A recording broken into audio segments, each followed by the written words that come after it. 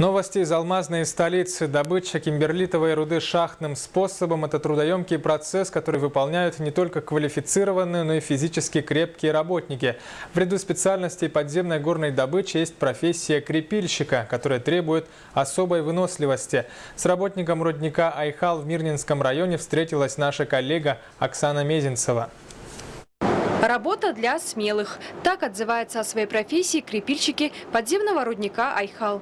В шахте представители этой специальности трудятся на разных участках. Василий Алпеев, крепильщик участка пылевентиляционной службы, в этой профессии пока новичок, но небольшой опыт уже имеется. Работа пыльная, сложная и тяжелая.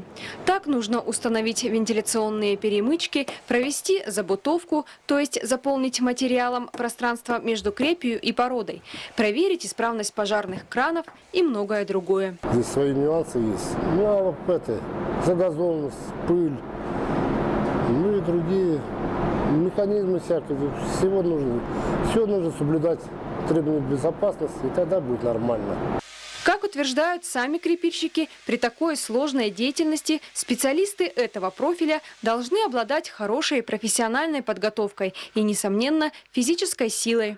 Но какой бы сложная деятельность ни была, говорит крепильщик участка закладочных работ Сергей Сим, самое главное – соблюдать технику безопасности и быть ответственным, ведь работа в шахте всегда являлась опасной. Самое главное – это ответственность за работу. То есть, когда ты приступаешь к работе, надо знать, что ты будешь делать, как ты будешь делать и чем это может закончиться. Прежде всего, охрана труда и охрана своего здоровья. Специалисты-крепильщики всегда будут востребованы на шахтах Алроса и являться важным звеном в работе предприятия. Оксана Мезенцева, Александр Домонтович, телерадиокомпания «Алмазный край».